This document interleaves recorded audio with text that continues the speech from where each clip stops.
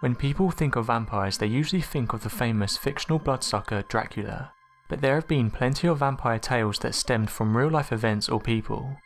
In this video we count down 5 alleged cases of real vampires. Back in the 1700s, vampire hysteria was all over Europe. Many were afraid of vampires rising from the grave to feed upon them and their loved ones. In 1725, in the village of Kisalava, Serbia, a farmer by the name of Peter died but didn't stay dead. 3 days after his death, Peter returned from the grave, appearing before his son and demanding food. His son fed him, but the next night when Peter returned asking for more, the son refused him, so Peter left. The next morning the son was found dead, and after a few days 9 more people from the village were found dead. Before their death, each of these villagers complained of exhaustion and appeared to have lost large amounts of blood.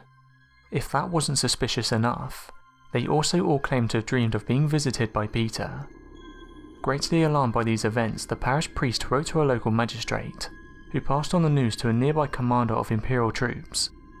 He, 2 officers and an executioner arrived shortly after receiving the message, and they promptly set to exhuming the corpses of all who had died. What they found in Peter's grave shocked everyone. Peter's corpse was perfectly preserved and his mouth was covered in blood. After the discovery, a stake was pounded into Peter's chest. After this, they burned his body to ash and then moved on to the bodies of Peter's victims.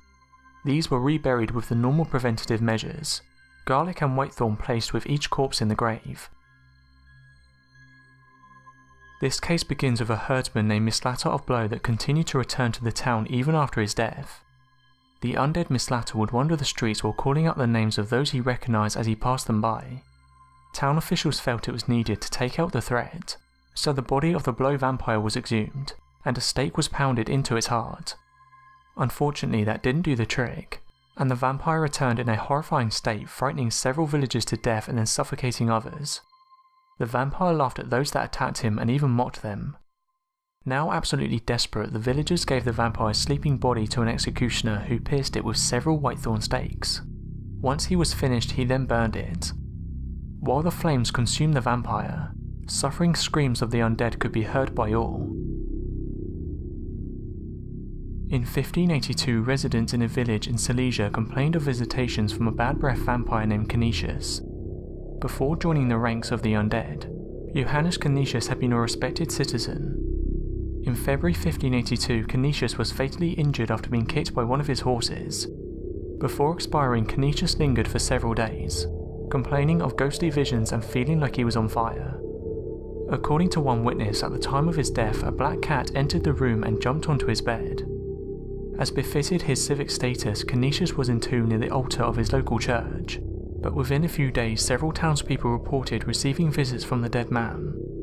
All described a deathly stink and an exceedingly cold breath. This smell was believed to be intolerable.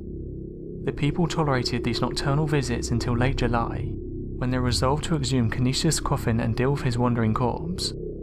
They found that his skin was tender and florid. His joints were not stiff but limber and movable. When they opened a vein in his leg, the blood sprang out fresh as in the living. After a brief hearing, Canisius' body was thrown onto a bonfire and burned, then hacked to pieces and crushed to ashes. As might be expected, the spirit of Canisius ceased its nocturnal visits. The Phantom of Groglin Grange is one of the best known vampire stories in Britain. Legend tells that Groglin Grange was in the hands of the Fisher family for many centuries. In the early 19th century, the Fishers moved from the property into larger dwellings, and put the property up to let.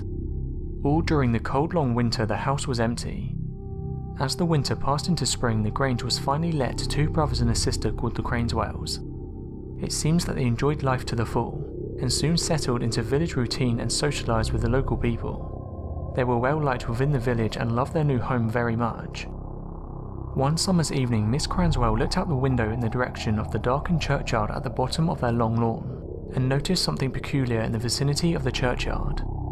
It seemed that above the darker blackness of the gravestone she could see 2 points of lights moving.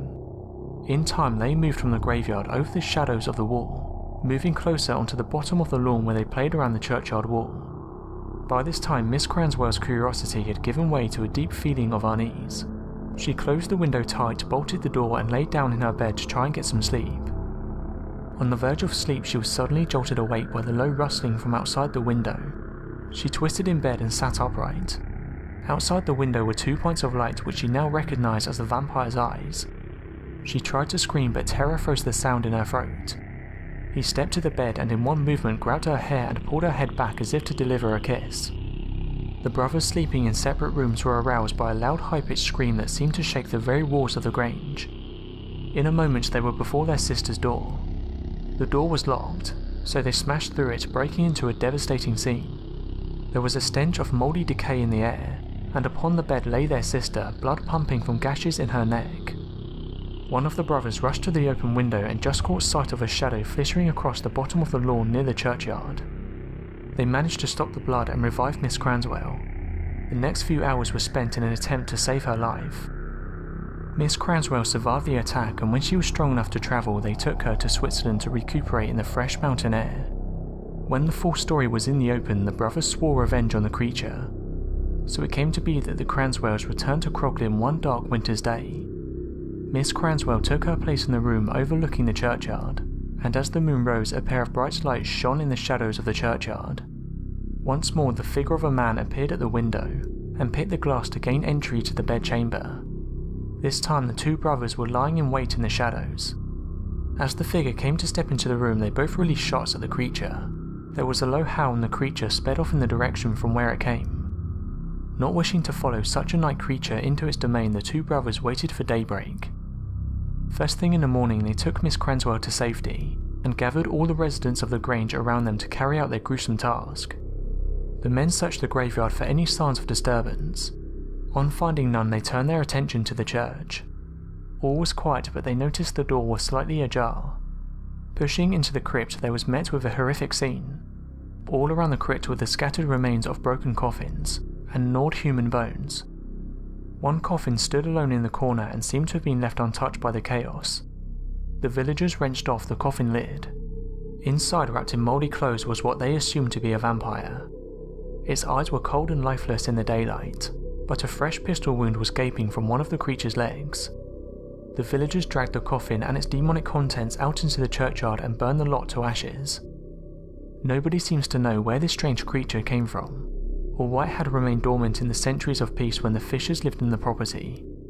One can only surmise that during the period of dereliction, an age-old horror was reawakened, and would not return to rest after the house was reoccupied.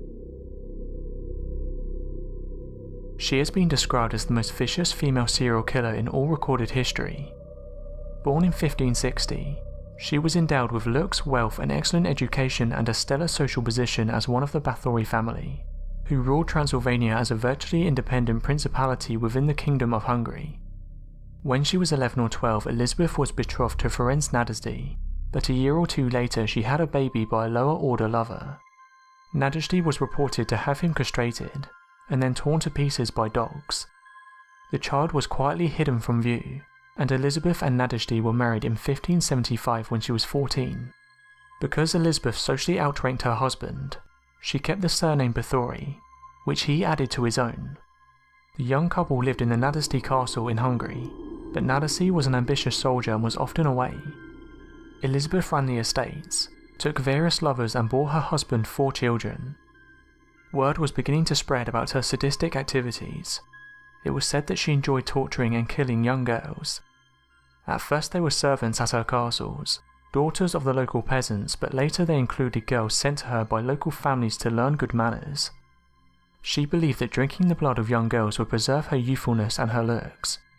Witnesses told of her stabbing victims or biting their breast, hands, faces and arms, cutting them with scissors, sticking needles in their lips or burning them with red-hot irons. Some were beaten to death and some were starved. A minister went to the Hungarian authorities, who eventually began an investigation in 1610. Elizabeth was placed in solitary confinement, with only small slits left open for ventilation and the passing of food. She remained there for 4 years until her death.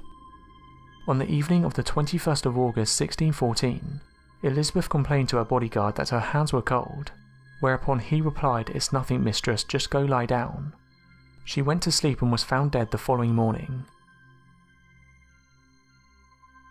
So that was 5 dark cases of vampires, Thanks for watching, and don't forget to subscribe for more countdown videos.